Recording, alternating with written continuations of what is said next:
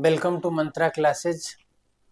आज हम लोग बीपीएससी पीआरटी के लिए सेट नंबर 12 को देखने वाले हैं। और पिछला 11 नंबर सेट में ये बता चुके हैं कि कुछ सेट जो है चैप्टर बेस्ड आएगा।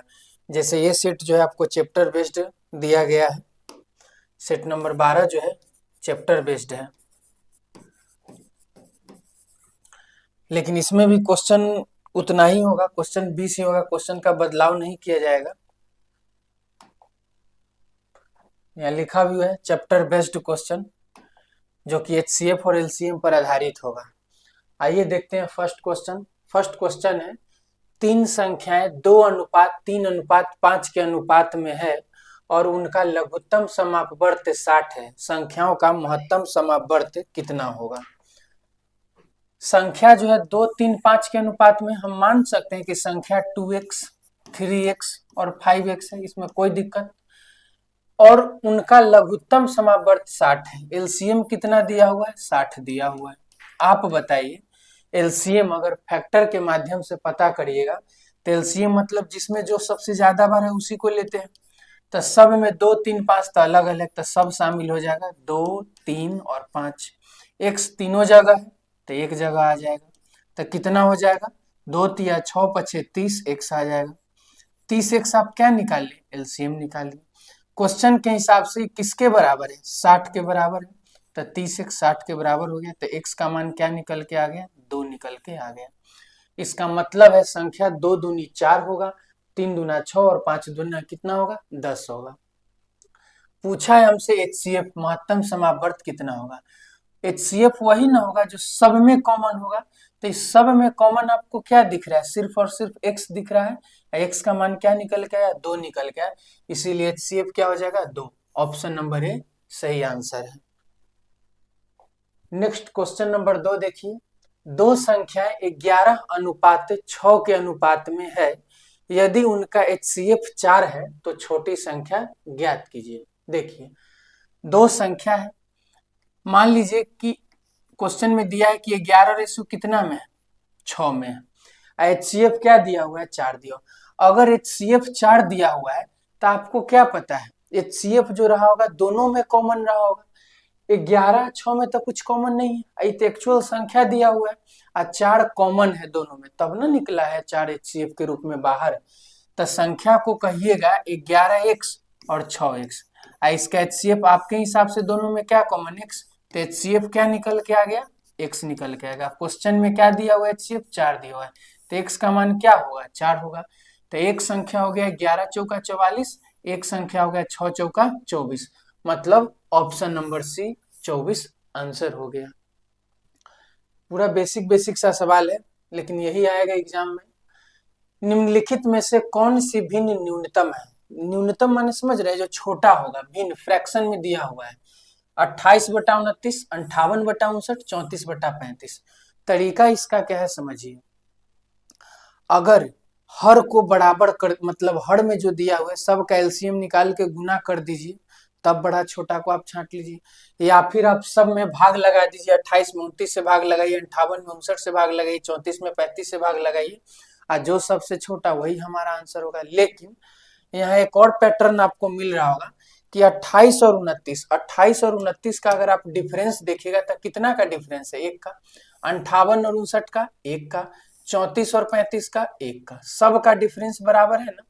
तो जब सब का डिफरेंस 1 हो ना, मतलब 1 नहीं, मतलब सब बराबरी डिफरेंस का हो, तो जो सबसे छोटा भिन्न दिखेगा आपको वही एक्चुअल में भी सबसे छोटा होगा। जैसे 28/29, 58/59, 34/35 में सबसे छोटा कौन दिख रहा है आपको? 28/29।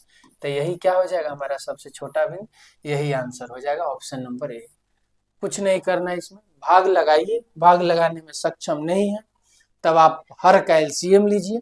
और तीसरा एक, अगर डिफरेंस बराबर है एक भिन्न का दूसरा भिन्न से, तो सीधा बात है जो सबसे छोटा होगा वही हमारा आंसर होगा। क्वेश्चन नंबर 4 देखिए, दो संख्याओं का अनुपात 3:4 है और लघुत्तम समापवर्त 480 है। देखिए, संख्या किसके रेशियो में है? 3:4 में।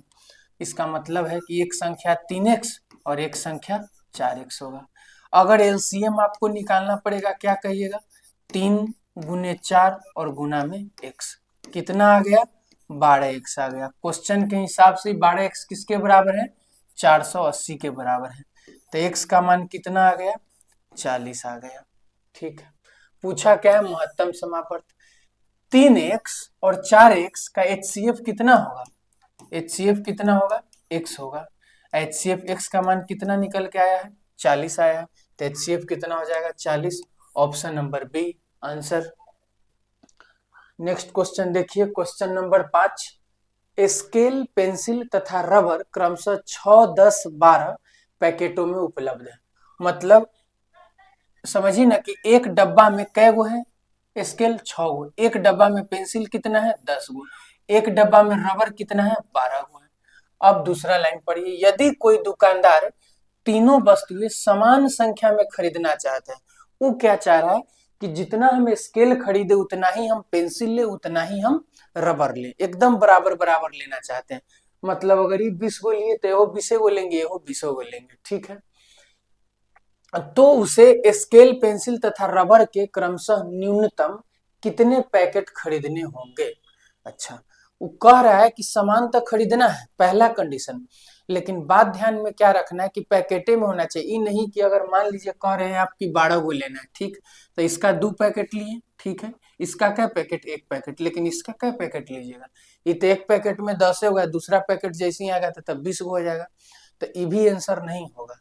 सब समान ही होना चाहिए, तो इस पर डिपेंड करना है। मतलब पैकेट जो है, डब्बा जो है एकदम सेम ही होना चाहिए।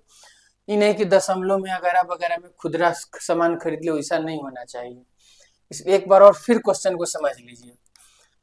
दुकानदार जो है स्केल ले रहा है, पेंसिल ले रहा है, रबर ले रहा है। एक डब्बा में कितना स्केल है 6, एक डब्बा में कितना पेंसिल है 10, एक डब्बा में कितना रबर है 12। मतलब एक पैकेट में इतना इतना सामान उपलब्ध है। यदि कोई दुकानदार तीनों वस्तुएं समान संख्या में खरीदती है, खरीदना कितना है, जितना एक मटेरियल उतना ही तीनों मटेरियल होना चाहिए। तब बताइए उसे स्केल पेंसिल तथा रबर के क्रमशः न्यूनतम कितने पैकेट लेना पड़ेगा। देखिए, अगर आप 6, 10 और 12 का अगर आप निकाल दीजिए क्या LCM, कितना आएगा 60 आएगा। कितना आएगा 60। अगर आपको एक डब्बा में एक पैकेट में 6 गो दिख रहा है, अगर आपको टोटल 60 गो खरीदना पड़े तो आप कै पैकेट खरीदिएगा, तो 60/6 माने 10 पैकेट आप खरीदिएगा। क्वेश्चन अगर नहीं समझ में आया होगा तो सॉल्यूशन देखिएगा, हो सकता है तब क्वेश्चन पूरा क्लियर हो। अगर आप 60 गो खरीद रहे हैं क्या स्केल, एक डब्बा में कै गो 6 गो, तो आपको कै डब्बा लेना पड़ेगा 10 डब्बा लेना पड़ेगा। आगे देखिए, अगर आप 60 गो खरीद रहे हैं क्या, सब समान संख्या में ना, तो सब 60 गो खरीदेंगे। रबर भी 60 गो, यहाँ क्या लिखे स्केल 60 गो, तब पेंसिल 60 गो और रबर भी 60 गो। अगर आप पेंसिल 60 गो ले रहे हैं, एक डब्बा में 10 गो है, तो आपको कै गो डब्बा लेना पड़ेगा 6 गो डब्बा लेना पड़ेगा। अगर आप रबर कितना ले रहे हैं 60 गो, एक रबर में एक डब्बा में कितना रबर है 12 रबर है, तो टोटल कै गो पैकेट या डब्बा आपको लेना पड़ेगा 5 गो लेना पड़ेगा। मतलब 10, 6, 5 आंसर। 10, 6, 5 ऑप्शन नंबर सी हमारा क्या हो गया आंसर हो गया। कोई दिक्कत नहीं हो रहा होगा समझने में, दिक्कत परेशानी अगर हो रहा है तो कमेंट कीजिए। उसके बावजूद अगर नहीं समझ पा रहे हैं थ्योरी पढ़िए, क्योंकि सब थ्योरी बेस्ड है, क्वेश्चन एकदम आसान आसान बनाया गया है। चलिए देखिए क्वेश्चन नंबर 5, जो PRT के लेवल में आ सकता है वही लेवल है एकदम। x² + 4x + 4 और 3x² - 12 का HCF क्या होगा। HCF मतलब क्या, कॉमन, जो दोनों में मिलेगा। अगर नहीं मिलेगा तो आंसर 1 होगा। देखिए, आपको 3x² - 12 को देख के क्या दिमाग में आ रहा है, कहीं ना कहीं दोनों में 3 नजर आ रहा है। अगर आपको दोनों में 3 नजर आ रहा है तो 3 को कॉमन निकाल लीजिए। अगर 3 को कॉमन निकालेंगे तो अंदर में क्या बचेगा x², इधर क्या बचेगा 4 बचेगा। 3 ये हो गया x², ये 4 हो गया 2 का स्क्वायर, ये 3 हो गया a² और माइनस में b², मतलब क्या a प्लस में b इंटू में क्या a माइनस में b। कोई दिक्कत नहीं, फॉर्मूला होता है a² - b² बराबर a + b इंटू में a माइनस b। आगे आइए, अगर आप इसको गौर से देखिएगा तो आपको नहीं लग रहा है x² है, ये 4 आपको नहीं दिख के 2 का स्क्वायर नहीं दिख रहा है, ये 4x के जगह हम 2 गुने x लिख सकते हैं। अब देखिए ए स्क्वायर प्लस में बी स्क्वायर और प्लस में 2 ए के जगह क्या x आया और बी के जगह 2 आया। आपको दिख रहा है ए स्क्वायर, इधर दिख रहा होगा प्लस में बी स्क्वायर, इधर लिखा हुआ है 2ab। इसका मतलब पूरा मटेरियल को हम डायरेक्ट कह सकते थे कि x प्लस 2 का क्या लिखा हुआ है, होल स्क्वायर लिखा हुआ है। x प्लस 2 का होल स्क्वायर का मतलब क्या, x प्लस 2 कितना बार, 2 बार। अब देखिए तब कॉमन नजर आ रहा है, इधर भी x प्लस 2 है, इधर भी x प्लस 2 है, इसका मतलब इसके अलावा और कोई कॉमन है नहीं। तो हमारा HCF जो हो जाएगा वो कितना हो जाएगा, HCF x प्लस 2 हो जाएगा। Option number B. कुछ भी नहीं है, फॉर्मूला पे बिठा देना है, कॉमन खोज लेना है। क्वेश्चन नंबर 6, 144, 360 और 504 का महत्तम समापवर्तक कितना होगा। देखिए फिर क्या बताना है, HCF बताना है। और HCF मतलब क्या, जो मैक्सिमम कॉमन हो सके। देखिए ऑप्शन के अकॉर्डिंग जाना चाहे ऑप्शन के अकॉर्डिंग जाइए, फैक्टर के अकॉर्डिंग जा रहे हैं फैक्टर के अकॉर्डिंग जाइए। आपको भाग विधि पता है, भाग विधि से बनाइए, कोई से भी बना लीजिएगा। अगर हम सबसे बड़ी संख्या 72 को देखें, 72 दूना 144 दिख रहा है, 72 पछे 360 ठीक है, यहाँ बच रहा है 2, यहाँ बच रहा है 5। अगर हम 72 में 504 से भाग लगाएं कितना बार में जाएगा, 7 बार में जाएगा। तो 7 बार में तो 2 5 7 में कुछ कॉमन दिख रहा है, नहीं दिख रहा है, इसका मतलब 72 एकदम परफेक्ट आंसर है। अगर कुछ दिख जाता, अगर इसमें मान लीजिए 2 2 सब में शामिल रहता तो ऐसे 72 न होकर 144 होता। ये अपना अपना मेथड है, हम तो सबसे शॉर्टकट मेथड बताएं। 7 नंबर में देखिए, दो भिन्न संख्याओं का HCF हमेशा 1 होता है। अच्छा, दो भिन्न संख्या लिए, उसका HCF हमेशा 1 होगा। कब, एक बात बताइए, एक संख्या लिखे 3, एक संख्या लिखे 7, ये दोनों का HCF क्या होगा, 1 होगा। एक संख्या लिखे हम 4, एक संख्या लिखे हम क्या 7, ये दोनों का HCF क्या होगा, 1 होगा। कह रहा है कि HCF हमेशा 1 होना चाहिए, हमेशा क्या होना चाहिए, 1। तब कि एक संख्या विषम और दूसरी संख्या सम, ऐसा होने से होगा। दूसरा ऑप्शन पढ़िए, दोनों संख्या विषम होना चाहिए तब होगा, नहीं, ये तो सरासर गलत हो गया। एक बात बताइए, अगर हम विषम संख्या ले ले एक संख्या को 9, ठीक है, और एक और विषम संख्या हम ले लिए 33, एक और विषम संख्या हम क्या ले लिए 33। ऑप्शन बी को हम एनालिसिस कर रहे हैं क्या ये सही होगा कि नहीं। एक संख्या लिए हम 9, एक संख्या लिए हम 33, ये दोनों में आपको क्या कॉमन आ रहा है, 3 नजर आ रहा है। इसका मतलब HCF 3 होगा कि नहीं होगा, तो ये तो नहीं है कि 1 हुआ है, तो इसका मतलब ऑप्शन बी को आप कहीं से भी सही नहीं कर सकते हैं। ऑप्शन सी देखिए, दोनों संख्याएं अभाज्य संख्या। अच्छा, अभाज्य संख्या पता है किसको कहते हैं, जिसका फैक्टर नहीं होता है, माने अगर फैक्टर होता भी है तो सिर्फ और एक से और स्वयं से। जैसे 3 सिर्फ और सिर्फ किससे कटता है, एक और स्वयं से। 7 सिर्फ और सिर्फ एक और स्वयं से। अगर हम बात करें 5 की तो 5 सिर्फ और सिर्फ एक और स्वयं से। 11 का बात करेंगे तो 11 भी सिर्फ और सिर्फ एक और स्वयं से कटता है।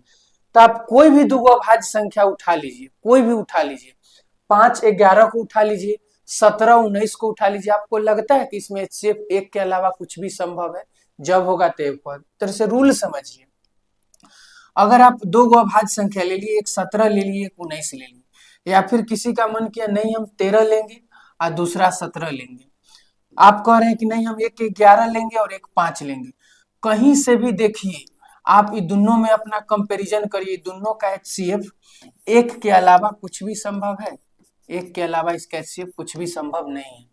इसका मतलब है कि अगर आप दो संख्याएं लिए हैं उसका HCF हमेशा और हमेशा 1 होगा। इसके लिए सबसे उचित कंडीशन क्या है कि दोनों संख्याएं जो है अभाज्य संख्याएं होनी चाहिए। ऑप्शन सी हमारा सही होगा। आप ऑप्शन बी को भी चेक कर लीजिए, ऑप्शन ए भी को चेक कर लीजिए, कोई मतलब नहीं है। अगर ऑप्शन ए को भी चेक करना चाह रहे हैं कि एक संख्या विषम है दूसरी संख्या सम, यहाँ देखिए एक संख्या क्या होना चाहिए, विषम, तो हम 33 क्या लिए, विषम लिए कि नहीं, बिल्कुल विषम ले लिए। अब एक संख्या को आप मान लीजिए कितना, 36 मान लीजिए, 36 मान लीजिए। अगर हम 36 माने, एक संख्या 33 एक संख्या 36, एगो सम है एगो विषम नहीं है, बिल्कुल है। लेकिन क्या ये दोनों का एचसीएफ एक है? नहीं। इसमें भी 3 गुने 11 दिख रहा है, इसमें 3 गुने 12 दिख रहा है, एचसीएफ तो 3 नजर आ रहा है। तो संभव है? नहीं है संभव। तो हमारा आंसर हो जाएगा क्या कि दोनों संख्याएं अभाज्य संख्या होनी चाहिए। क्वेश्चन नंबर 8 देखिए, एक मिठाई विक्रेता के पास, प्रीवियस ईयर का भी क्वेश्चन है, 7वां की किताब में शायद आसपास इस पर आपको मिल जाएगा ऐसा सवाल, या एक टाइप का सवाल मिल जाएगा। मिठाई विक्रेता के पास 420 काजू है, ठीक है, काजू की बर्फिया और 150 बादाम की बर्फिया है। आप सीधा समझिए ना, एक संख्या कितना है 420, एक संख्या कितना है 150 है। आगे आइए, वह उन्हें इस तरह से ढेर बनाना चाहता है कि प्रत्येक ढेर में उनकी संख्या समान हो और वे ट्रे का कम से कम क्षेत्र घेरे। ऐसा बात आपसे पूछा जा रहा है। चलिए देखिए, आपके पास 420 लड्डू एक तरफ है और 150 लड्डू एक तरफ है, दोनों दो प्रकार का है। आप उन दोनों को ढेर में लगा के सजा रहे हैं, ठीक, ऐसा सजा रहे हैं कि कम से कम जगह लगे आपको। ये नहीं कि बहुत जगह लगे, ये ना सोचिए कि पूरा पसार देंगे, वो नहीं कर रहे हैं। कम से कम लगने का अर्थ समझ रहे हैं? एक ही जगह इसे ऊंचा करते चला जाएंगे तो वही कम से कम हुआ। तो इस प्रकार बनने वाले ढेरों की संख्या बताइए, ठीक, ढेरों की संख्या बताना है। ढेरों की संख्या पे हम बाद में आएंगे, पहले ही बताइए कि एक पंक्ति में कितना को सजाइएगा। तो ये कहाँ से निकलेगा? एचसीएफ से निकलेगा। कैसे होता है समझिए। कुछ क्वेश्चन का सॉल्यूशन समझने के बाद लगेगा कि हाँ अब क्वेश्चन क्लियर हो, ऐसा होता है गणित में, लगेगा कि हाँ सॉल्यूशन समझे, अब इसके आधार पे क्वेश्चन समझना कभी कभी ज्यादा आसान होता है। 420 एक मटेरियल है, 150 एक मटेरियल है। 420 और 150 का एचसीएफ कितना होगा? 30 होगा। 10 और 3 30 होगा। एचसीएफ कितना होगा? 30 होगा। अगर एक राउंड में 30 मटेरियल को सजाया जाए तब 150 5 बार में खत्म, इसको भी 30 गो एक मटेरियल लगाया जाए तो 14 बार में खत्म। तो क्या दोनों अप्रोप्रिएट खत्म हुआ कि नहीं? ऐसा तो नहीं हुआ इसका 5 ढेर लगा दिए 30 गो का, इसका लगाए तब 14 गो ढेर लगा होगा, कुछ बर्फी बच ही गया, ऐसा तो नहीं हुआ है।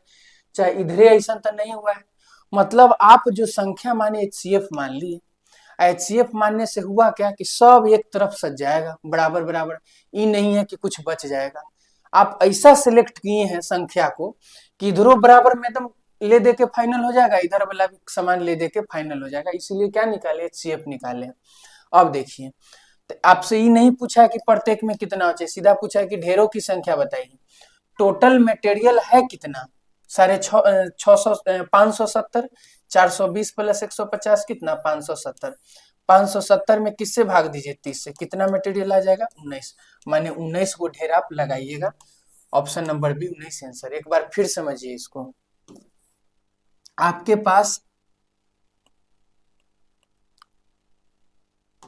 पास एक तरह का 420 सामान रखा हुआ है और दूसरा तरफ का जो है 150 सामान रखा हुआ है। आप ऐसा संख्या मान लीजिए कि 420 लीटर तेल है या 150 लीटर तेल है, आप ऐसा नपना लाना चाह रहे हैं ना खरीद के कि दोनों हम निकाले ना तो दोनों बराबर बराबर निकल जाए, नहीं कि बाद में उसमें कुछ तेल बच हो जाए। जैसे कोई कह रहा है कि 1 लीटर वाला ले आएंगे तो ठीक है, 1 लीटर वाला आप ले आए, 420 बार इसको निकालिए, 150 बार इसको निकालिए, कोई दिक्कत परेशानी नहीं होगा कैलकुलेशन करने में। कोई कह रहा है 2 लीटर वाला लाएंगे, 120 बार निकालेंगे, आप 75 बार निकालेंगे तैयो नहीं बचेगा। कोई कह रहा है कि 3 लीटर वाला लाएंगे तो 140 बार निकालेंगे तो खत्म, आप 50 बार निकालेंगे तो खत्म, ये भी सही है। लेकिन ऐसे तो बहुत होगा संभव, लेकिन हम कह रहे हाईएस्ट बताइए ना, हाईएस्ट बताइए कि उसके अलावा आप कुछ नहीं यूज कर सकते हैं। तब आप आइएगा ऐसे ऐसे करते करते 30 लीटर वाला लीटरा पे नपना पे, और कहिएगा 30 लीटर वाला है हाईएस्ट। 30 लीटर वाला है तो 420 वाला से निकालिएगा, 420 वाला से अगर निकालिएगा तो कै बार निकालिएगा? 420 बटा में 30, इसका मतलब 14 बार निकालेंगे, काम खत्म। फिर कह रहे हैं कि 150 वाला को आप निकालिएगा तब 30 बार निकालिए तो कितना बार में काम खत्म? 5 बार में खत्म। इसका मतलब टोटल 14 5 कितना बार में काम खत्म? 19 बार में, और वही हमारा 19 का होगा आंसर। अब आप सोचेंगे कि हाईएस्ट काहे ले हम 30, तो हाईएस्ट क्यों लेंगे, क्या कि इसका पैटर्न हाईएस्ट HCF माने क्या, हाईएस्ट कॉमन फैक्टर, और उसी के माध्यम से बनाए। आइए नेक्स्ट क्वेश्चन नंबर 9। 4 घंटियां 8, 12, 16 और 28 सेकेंड के अंतराल पर बजती है। वे एक साथ पूर्वाह्न 1 बजे बजना शुरू करती है, तो वे फिर से एक साथ कितने समय पर बजेगी। देखिए, जैसे मान लीजिए कि पहले दुइये टर्म को उठाइए 8 और 12 को। अगर कोई घंटी 8-8 सेकेंड पे बज रहा है, एक वो बज रहा है 12-12 सेकेंड पे, मान लीजिए अभी एक्यूरेट 1 बजे आप दोनों को बजते हुए सुने, चाहे आप बजा दिए, तो अगला एक होता 8 सेकेंड बाद, चाहे 8 मिनट पर बज रहा है तो 8 मिनट बाद बज जाएगा, लेकिन दूसरा का बजेगा 12 मिनट बाद, या फिर सेकेंड में क्वेश्चन है तब 12 सेकेंड बाद बजेगा।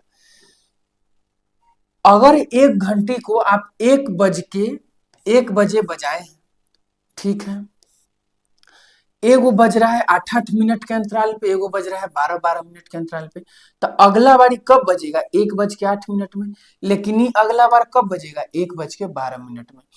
ये अगला बार कब बजेगा, 1:16 में, फिर 8 मिनट आगे। ये अगला बार कब बजेगा, 1:24 में। ये अगला बार कब बजेगा, 1:24 में। अच्छा एक बात बताइए, 1:24 से ध्यान में आना चाहिए, क्या ध्यान में आना चाहिए कि घंटी जब तीसरा बार बज रहा होगा तखनी ई घंटी दूसर के बार बज रहा होगा, लेकिन हाँ 1:24 में दोनों एक बार तो बजेगा जरूर। अच्छा तो 24 मिनट आया कहाँ से, तो 8 और 12 का एलसीएम कितना होता है, 24, मतलब एलसीएम से आया। तो रूल बन गया यहीं से कि इसका एलसीएम लेने से क्या हो जाए, मेथड एक तैयार होता है और सवाल का आंसर मिल जा रहा है। इसीलिए आप इसको मेथड समझिए, और यहाँ से क्या शुरू हो गया, एलसीएम का कंसेप्ट शुरू हो गया। क्या कि राउंड बताना है ना, तो राउंड बताने के लिए सबसे बेहतर विकल्प एलसीएम बचता है, तो एलसीएम से हो गया। आगे क्वेश्चन पे अब आइए। 8, 12, 16 और 28 सेकेंड के अंतराल पर बजती है, तो आपको दोबारा कब एक साथ बजेगा, तो आपको सीधा ध्यान में आया कि क्या निकालना है, एलसीएम निकालना है। तो 8, 12, 16 का एलसीएम कितना हो जाएगा, 48, 4 7 28, 7 से गुना कर दिए, कितना हो जाएगा, 336 हो जाएगा। आपको एलसीएम निकालें, एलसीएम कितना निकल के आया, 336 आया। अच्छा 336 क्वेश्चन सेकेंड में, 336 क्या आ गया, सेकेंड आ गया। 336 सेकेंड का मतलब 5 मिनट 36 सेकेंड नहीं होता है। एलसीएम का मतलब क्या, सॉरी 336 सेकेंड का मतलब क्या, 5 मिनट 36 सेकेंड, 1 मिनट में कितना 60 सेकेंड होता है, तो 60 पछे 300 सेकेंड और 36 सेकेंड, तो आ गया 336 सेकेंड। आगे देखिए, शुरू में कितना बजे बजा है, 1 बजे। अब कब बजेगा, 1:05 1 माने यहाँ पे और पूरा होना चाहिए, तो वे फिर एक साथ किस समय पर बजेगी, मतलब 1:05 पर बजेगा, या फिर कहिए कि 5:36 बाद बजेगा, ऐसे होना चाहिए था थोड़ा सा क्वेश्चन का। हालांकि आप लोग समझ गए, ये ज्यादा इंपॉर्टेंट है। आइए क्वेश्चन नंबर 10। क्वेश्चन नंबर 10 बहुत अच्छा सवाल है। 77 के पावर 77 लिखा हुआ है, प्लस में 77 लिखा हुआ है। अगर आप इसको किससे भाग देना चाह रहे हैं, 78 से भाग देना चाह रहे हैं, तो शेषफल पूछा है। क्या होता है, आप इंडिविजुअल भाग लगाइए, 77 में 78 से भाग लगाइएगा तो भाग जाएगा, नहीं जाएगा। रूल जब पढ़े होंगे रिमाइंडर थ्योरम, तो क्या होता है, -1। अगर नहीं पढ़े नंबर सिस्टम तो आ जाइए 8:30 बजे मंत्रा क्लासेज में। मंत्रा क्लासेज में 8:30 बजे नंबर सिस्टम शुरू किया गया है। आज से ऑफलाइन बैच में 8:30 से 9:30 बजे तक की क्लास चलेगी, आप लोग ज्वाइन कर सकते हैं। अब 77 में भाग लगाएं, 78 से तो -1, अब पावर में क्या 77, फिर 77 में 78 से भाग लगे तो क्या होगा, -1 बटा में 78। होता क्या है कि छोटा सा रूल इधर समझा देते हैं कि अगर लिखा हुआ है ना 2/5, तो इसका रिमाइंडर कितना हो गया, 2। भागे नहीं लगेगा तो सीधा कहिए रिमाइंडर 2 हो गया। या फिर क्या होता है कि 2 में तो भाग लगेगा नहीं, तो कोई कोई कहता है कि रिमाइंडर क्या हो गया, -3 हो गया, चाहे -3/5 लिख देता है। यह 3 को क्या करता है, 5 और 3 को जोड़िएगा ना, तब माइनस में 3 है तो क्या निकल के आएगा, 2। इतना ही आपको समझना है। तो 77 से तो लगेगा नहीं, तो -1 होगा, फिर इधर -1। -1 को 77 बार गुना करिएगा तो आपको तो -1 मिलेगा, इधर प्लस माइनस क्या -1, अब बटा में क्या 78, ये क्या हो जाएगा -2, अब बटा में क्या होगा 78। अब ये न समझा है, अगर -3/5 है तो शेषफल के लिए क्या करिएगा, ये दोनों के जोड़ दीजिएगा, तब -2 है 78 है, तो शेषफल के लिए क्या हो जाएगा 76 हो जाएगा। शेषफल यही है, तो ऑप्शन नंबर सी आंसर है। एकदम सवाल आसान, अगर आपको थ्योरी पता हो तब।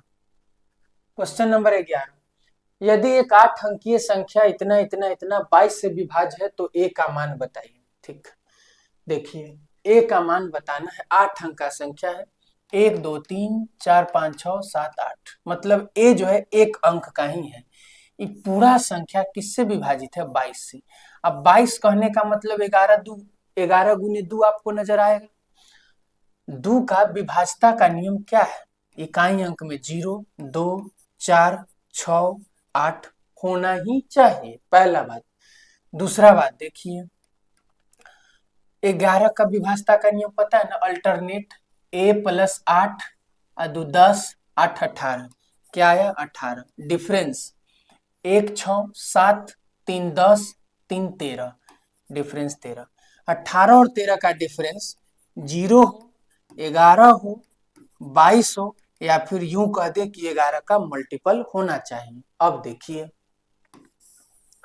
समझिएगा, अब जो आप ये 18 लिखे हैं कहां से लिखे हैं, 8 2 10 8 18, 18 में ए ऑलरेडी शामिल है कि नहीं है, शामिल है।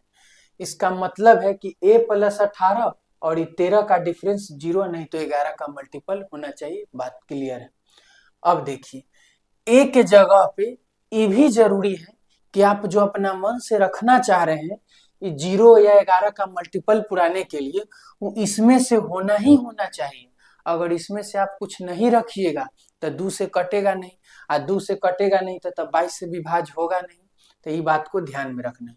अब एक बात बताइए, अगर ए के स्थान पे हम 0 रखेंगे तो 18 + 0 18, 18 और 13 का डिफरेंस 5, संभव ही नहीं है। हमको 0 न 11 का मल्टीपल बचाना है, 2 लीजिए। अगर 2 लेंगे तो 18 2 20, 20 और 13 का डिफरेंस 7, संभव है नहीं। 4 लीजिए, 18 4 22, 13 और 22 के बीच का डिफरेंस कितना 9, संभव है नहीं। 6 लीजिए, 18 और 6 कितना 24, 18 6 24, और 24 और 13 का डिफरेंस कितना होता है 11 होता है। तो क्या 11 आया कि नहीं आया, आया, तो इसका मतलब 6 क्या है, सही है। ऑप्शन नंबर ए 6 आंसर होगा इसका। दोबारा समझिए, अगर नहीं समझ, सीधा बात है, विभाजता का नियम लगा दी, 11 का जो विभाजता का नियम होता है एकांतर करके एक तरफ सेपरेट लिख दी, दोनों का डिफरेंस 0 या 11 का मल्टीपल होना चाहिए। जब मल्टीपल चेक करने गए तो अपना मन से यहाँ कुछ बैठाते, लेकिन बात ध्यान में आया कि संख्या 2 से भी कट रहा है, और 2 से कट रहा है तो हम जब भी रखेंगे तो एक जगह 0 2 4 6 8 में से ही कोई एक संख्या रखेंगे। सोचें कि 0 से कहीं सही होगा, नहीं हुआ, 2 से नहीं हुआ, 4 से नहीं हुआ, 6 से हो गया, इसीलिए आंसर 6। क्वेश्चन नंबर 12, 4 के पावर 5, 4 के पावर -81, 4 के पावर 12 और 4 के पावर 7 का लघुत्तम समापवर्त ज्ञात करिए। एक तो आपको माइनस में आया होगा तो लगा होगा तकलीफ, लेकिन सोचे कि 2 क्वेश्चन को एक ही में सबमिट किया जाए। देखिए, अगर a/b और b/c, a/b और b/c का अगर एलसीएम निकालना होता है तो रूल क्या है, ऊपर वाला का एलसीएम निकाल दीजिए। किसका एलसीएम निकाल दीजिए, ऊपर वाला का एलसीएम निकाल दीजिए, और नीचे वाला का क्या निकाल दीजिए, एचसीएम। अच्छा, b/c कर दिए, यहाँ कर दीजिए d/c, ज्यादा समझ में आएगा। ऊपर वाला का a और d का क्या करिए, a और, एक सेकेंड गलत लिखा गया है तो सुधार ही लेते हैं पूरा बढ़िया से। देखिए, अगर भिन्न दिया हुआ है, एक भिन्न दिया हुआ है a/b, एक भिन्न दिया हुआ है p/q, अगर इस दोनों भिन्न का कहेगा ना एलसीएम बताइए, तो आपको क्या करना होता है कि a का और p का एलसीएम निकालना पड़ता है, a का और पी का, मतलब जो ऊपर दिया हुआ है ना ए और पी, उसका क्या निकालना है, एलसीएम निकालना है। और बटा में क्या लिखना है, HCF। किसका HCF, नीचे वाला का, बी का और क्यू का। अगर भिन्न में है, अगर एलसीएम पूछ रहा है तो बटा के ऊपर वाला का एलसीएम और नीचे वाला का HCF। अगर इसका HCF पूछता तो बटा के ऊपर वाला का HCF और नीचे वाला का एलसीएम। जो पूछेगा ना वो बटा के ऊपर वाला में कर दीजिए बस। अब यहाँ आइए, 4 के पावर 5, 4 के पावर 81, 4 के पावर 12, 4 के पावर 7, -81। अगर सीधा सोचिए पहले कि अगर प्लस 81 रहता तब HCF अति एलसीएम क्या होता, जो सबसे ज्यादा बार आपको नजर आएगा वही ना होगा। तो देखिए 4 के पावर इधर 5 बार, इधर 81 बार, इधर 12 बार, इधर 4 के पावर 7 बार। तो एलसीएम ने निकालना है तो क्या हो जाएगा एलसीएम, 4 के पावर 81। लेकिन क्वेश्चन तो है नहीं, क्वेश्चन में क्या है, क्वेश्चन कह रहा है 4 के पावर -81। देखिए 4 के पावर 5 हो गया। अच्छा, 4 के पावर 81 को हम ऐसे नहीं लिख सकते हैं, 1/4 के पावर 1 में 4 के पावर 81। अगला संख्या है 4 के पावर में 12, अगला संख्या है 4 के पावर में 7। क्या बताना है इसका, लघुत्तम समावर्तक बताना है।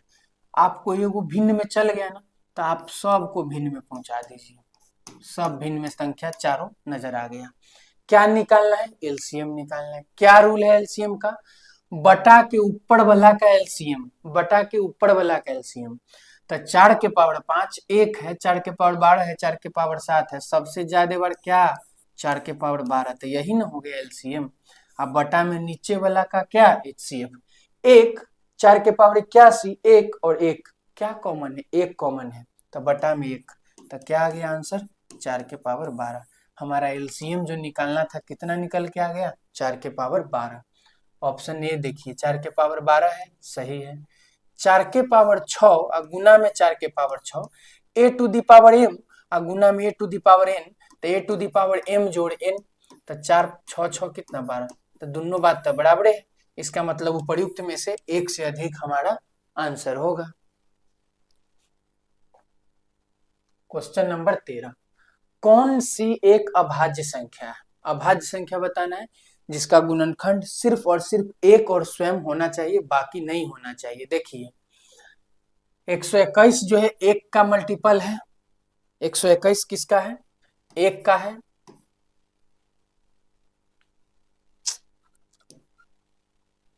देखिए 121 की जब बात करिएगा तो इसका गुणनखंड एक भी है, 11 का स्क्वायर है तो 11 से भी कट रहा है 121, तो एक और स्वयं के अलावा भी कट रहा है, तो यह भाज्य संख्या में आएगा, नहीं आएगा। 81 एक से भी कट रहा है, 3 से भी कट रहा है, 9 से भी कट रहा है, 81 भी से, भी आवाज नहीं है। 1331 तो 11 के पावर में 3 होता है, तो ये भी अभाज्य संख्या नहीं, मतलब उपर्युक्त में से कोई नहीं। ऑप्शन नंबर ई आपका आंसर हुआ। 14 नंबर में आइए, दो संख्याओं का महत्तम समावर्तक और लघुत्तम समावर्तक 36 और 144 है, उनके व्युत्क्रमों का योग कितना होगा। देखिए HCF जो दिया हुआ है, कितना दिया हुआ है, 36 दिया हुआ है, इसका मतलब संख्या क्या रहा होगा, 36x और 36y। एलसीएम अगर आप इन दोनों के माध्यम से निकालिएगा तो क्या होगा, 36xy होगा कि नहीं होगा। अब क्वेश्चन के हिसाब से एलसीएम कितना है, 144, तो x इंटू वाई बराबर क्या आ गया, 36 चौका 144 कट गया। आगे देखिए एक्स वाई बराबर 4 आया। अच्छा एक्स वाई माने x गुने वाई 4 कब आया होगा, जब x के जगह 1 रहा होगा, y की जगह 4 रहा होगा, या फिर x की जगह 2 रहा होगा और y की जगह 2 रहा होगा। एक बात बताइए, ये जो आप मानते हैं उसमें कुछ कॉमन होना चाहिए कि, बिल्कुल नहीं होना चाहिए। अगर x और y में दोनों में 2 2 शामिल करते हैं, यहाँ भी 2 यहाँ भी 2, तो HCF 36 न होकर दोनों में 2 है तो HCF 72 नहीं होता, हाईएस्ट कॉमन फैक्टर। HCF का मतलब है हाईएस्ट कॉमन फैक्टर, तो हाईएस्ट तो 72 हो गया, 72 इधर है 72 उधर है, तो 72 नहीं लिखता। इसका मतलब ये कंडीशन जो है ना सेटिस्फाई ये नहीं करेगा, मतलब आपको किससे है, 1 और 4 से है, उनके व्युत्क्रमों का, माने संख्या के व्युत्क्रम का। आप संख्या कितना माने हैं, 36x, x के जगह क्या रखे 1, तो 36 गुने 1 क्या हो जाएगा 36, तो एक संख्या क्या निकाल दी 36।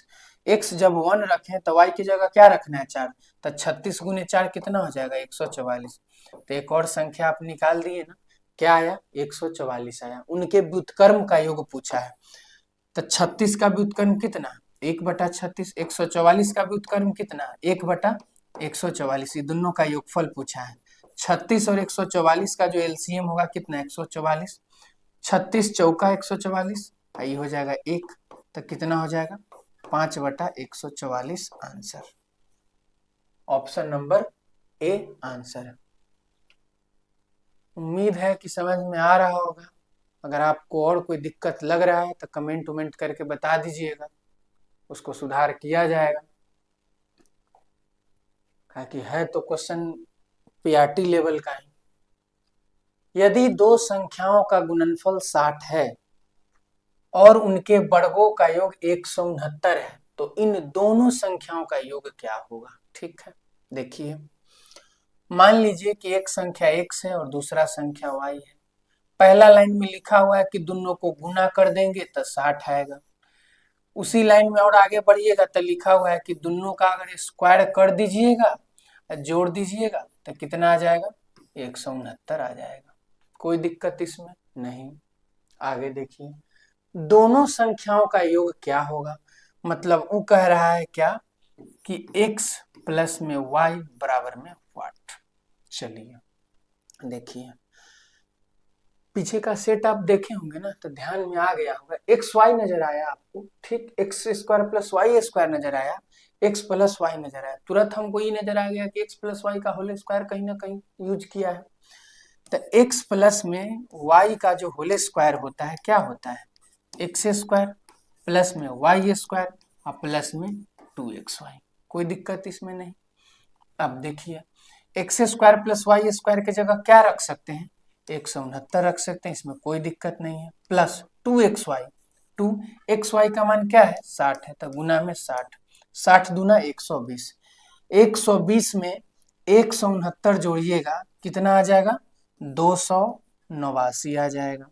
अच्छा, ये किसका मान आ गया x प्लस वाई का होल स्क्वायर का। स्क्वायर हटेगा रूट चढ़ेगा, x प्लस वाई बराबर क्या आ गया 17 निकल के आ गया।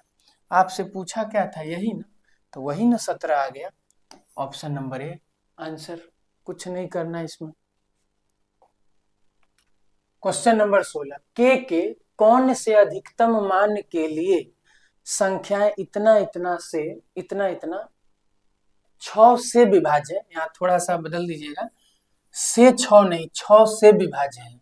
ठीक है, देखिए एक संख्या दिया हुआ है 73164, कह रहा है किससे कट रहा है 6 से।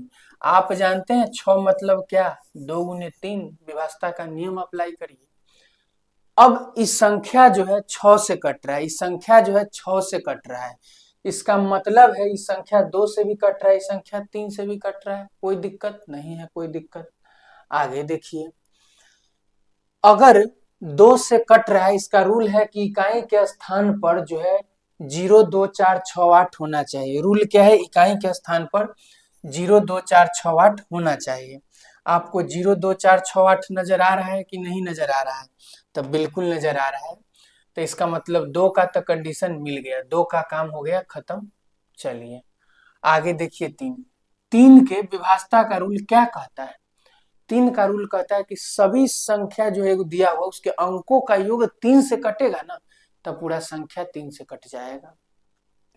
7 3 10, 1 11, 6 17, 2 19, 4 19 4 कितना आ गया 23। आप प्लस में के को तो आप छोड़ दिए। योगफल किससे कटना चाहिए 3 से कटना चाहिए, तब जाके वो पूरा संख्या कटेगा। कह रहा है अधिकतम मान लेना है, अधिकतम मान लीजिए कि 9, सबसे अधिकतम तो यही नहीं ना सोचिएगा कि 11 ले लें, 2 अंक नहीं 1 अंक की हम बात कर रहे थे, 1 अंक में सबसे अधिक 9। अगर 9 लीजिएगा तो 23 और 9 कितना, 23 और 9 कितना 32। अगर आप 9 लीजिएगा तो 23 और 9 32, अब 32 3 से कट रहा है, नहीं तो 9 होगा, नहीं होगा। 8 लेके देखिए, 23 और 8 कितना 31, 31 3 से कट रहा है, नहीं तो वो नहीं होगा। 7 लेके देखिए, 23 और 7 कितना 30, 30 3 से कट रहा है, कट रहा है। तो अधिकतम मान कौन संभव है 7 संभव है, मतलब ऑप्शन नंबर ए आपका क्या हो जाएगा आंसर हो जाएगा। नेक्स्ट क्वेश्चन नंबर 17 देखिए। दो संख्याओं का लघुत्तम और महत्तम दिया हुआ है, ठीक है। इनमें से एक संख्या भी दिया हुआ है, तो दोनों संख्याओं का योगफल बताइए। क्या रूल है? अगर एलसीएम में आप एचसीएफ से गुना करते हैं, अगर आप एलसीएम में एचसीएफ से गुना करते हैं, वो किसके बराबर होता है? किसके बराबर होता है? पहली संख्या गुना में क्या होता है? दूसरी संख्या। पहली संख्या गुना में दूसरी संख्या, पहली संख्या गुना में दूसरी संख्या। आगे देखिए, एलसीएम के जगह क्या दिया हुआ है? 17, 48। एचसीएफ के जगह क्या दिया हुआ है? 4। अब बराबर में पहली संख्या माने एक संख्या क्या दिया हुआ है? 76। दूसरा आपको पता नहीं है, y मान लिए, ठीक है। काट कुट करिए, 4 से कटेगा 19 बार में, 19 से कटेगा ये कितना बार में? 19 नमा 171 होता है, बचा 3, 19 दूना 38। तो y का मान क्या आ गया? 92 निकल के आ गया। मतलब एक संख्या आपको 76 पता है, दूसरा संख्या 92 पता है, तो पूछा संख्याओं का योगफल। इसका मतलब आपसे पूछा है 76 प्लस में 92, इसका मतलब कितना? 168। कोई दिक्कत नहीं हुआ होगा इस सवाल में। Option number C 168। अगर कोई आदमी ऑफलाइन में पढ़ रहे होंगे हमसे मंत्रा क्लासेस में, अगर क्वेश्चन का लेवल लग रहा होगा उससे तो कुछ नहीं है, तो बाकी में वहाँ थोड़ा ज्यादा कराया जाता है, ऑफलाइन में ज्यादा कराया जाता है, आपका लेवल देख के कराया जाता है कि लेवल ये सब समझने योग्य है तो आप आगे बढ़िए। लेकिन उन्हीं में कुछ अगर बी के स्टूडेंट भी रहते हैं तो उनको भारी लगने लगता है, लेकिन एक्चुअल जो पीआरटी का लेवल है यही लेवल है, इससे तो कम नहीं जाएगा कभी भी, यही मेंटेन करेगा। बढ़ाना होगा एक स्टेप बढ़ाएगा, एक स्टेप कम करेगा, मतलब मॉडरेट यही समझिए, जो है सो यही है। तो अगर आप इसमें कंफर्टेबल फील कर पा रहे हैं तो समझिए आप एकदम सही रास्ता पे हैं।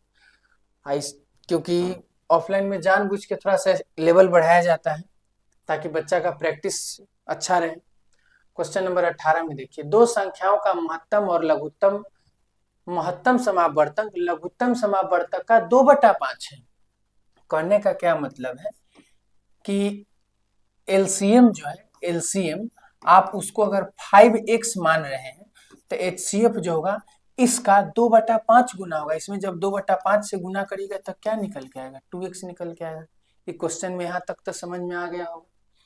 यदि दो संख्याओं का गुणनफल 1690 है, ठीक है, तो उनका महत्तम बताइए। देखिए अभी जस्ट पहले रूल लिखे कि दोनों संख्याओं का गुणनफल जो 1690 इसमें दिया हुआ है वो बराबर होता है एचसीएफ गुने क्या? एलसीएम। एचसीएफ गुने एलसीएम। तो इसका मतलब क्या आ गया? 5 दूना 10 एक्स स्क्वायर बराबर में क्या आ गया? 1690 आ गया। 0 से 0 कट गया तो एक्स स्क्वायर बराबर क्या? 169। तो एक्स बराबर क्या हो जाएगा? 13 हो जाएगा। एक्स बराबर क्या होगा? 13 होगा। आगे आइए, उनका महत्तम समावर्तक क्या होगा? महत्तम समावर्तक क्या है? 2x। x का मान कितना? 13। तो 2 गुने 13 बराबर कितना? 26। एचसीएफ निकल के आ गया। ऑप्शन नंबर ए आंसर है। यही सब क्वेश्चन है, कुछ है ही नहीं। एलसीएम एचसीएफ के लिए इतना सवाल इनफ है आपके एग्जाम के लिए। 220 880 का एचसीएफ ज्ञात करें।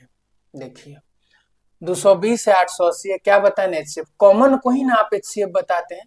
आप एक बताइए, 0 इधर है 0 इधर है, माने 10 इधर है 10 इधर है, तो 10 एचसीएफ में शामिल होगा कि नहीं होगा? बिल्कुल शामिल होगा।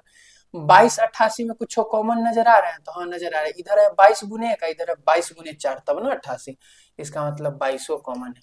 तो डायरेक्ट कह सकते हैं कि 220 क्या निकल के आ गया? एचसीएफ निकल के आ गया। ऑप्शन नंबर ए हमारा आंसर होगा। क्वेश्चन नंबर 20 में आइए, सीनू के पास दो संख्याएं हैं और दोनों 29 से बड़ी है और उनका एचसीएफ जो है 29 और लघुत्तम समावर्त इतना दिया हुआ है। देखिए अगर एचसीएफ 29 है तो संख्या क्या होगा? 29x और 29y। पहला बात समझ में आ गया। एलसीएम क्या होगा? तो 29xy एलसीएम होगा। क्वेश्चन के हिसाब से किसके बराबर है? 4147 के बराबर है। तो x x गुने y जो होगा क्या होगा, 29 से भाग लगाइए 41 47 को, कितना बार में जाएगा, 41 47 बटा में 29 होगा। अब देखिए, अब जितना बार में आप भाग लगाइए किसका गुणनफल आएगा, x और y का। किसका आएगा, x और y का आएगा, बिल्कुल x और y का आएगा। अब मान लीजिए कि गुणनफल आ गया x y का, तो जोड़ा लगाइएगा ना, जो शुरू के क्वेश्चन में अभी करके बताए हैं। तो x का अलग अलग अलग अलग क्या पॉसिबल होगा, पेयर पॉसिबल होगा। इन संख्याओं का योगफल बताना है। जो पेयर पॉसिबल होगा, जो पेयर पॉसिबल होगा उसमें x का मान यहाँ रखिए, y का मान यहाँ रखिए, दोनों को जोड़ दीजिए। क्या है कि पूछा क्या है, संख्याओं का योगफल ज्ञात करिए। तो 29x प्लस में 29y, आपसे पूछा क्या है, 29x प्लस में 29y बराबर व्हाट, यही ना आपसे पूछा है। अगर आप कह रहे हैं कि जो आंसर आया उसके गुणनफल में लाइन का यूज नहीं कर रहे हैं, तो लाइन का यूज कैसे होगा, देखिए लिखा हुआ है कि दोनों 29 से बड़ी है। अगर मान लीजिए कि कट कुट के 5 बार में कट रहा है, हम मान लेते हैं, तो 5 बार में अगर कटेगा तो ये 1 रहेगा, तो ये कितना रहेगा, 5। तो इसका मतलब है एक संख्या 29 गुने 1 29 हो गया, एक संख्या 29 गुने 5 हो गया, लेकिन 29 से तो बर्न होना चाहिए दोनों संख्या, यही बात कहा है। तो इस बात के लिए, इस लाइन के लिए उतना घबराना नहीं है, कुछ भी नहीं है, जस्ट कह दिया गया है, तो उससे मतलब ही नहीं रखना है आपको। आगे देखिए, ये लास्ट क्वेश्चन है, आप इसका आंसर कमेंट करके बताइए, तभी तो पता चलेगा कि हाँ वीडियो खाली देख लिए स्किप स्किप करके कि समझ में भी आया है। चलिए थैंक यू, मिलते हैं अगले सेट में। ट्राई किया जाएगा कि अगला सेट भी चैप्टर वाइज हो।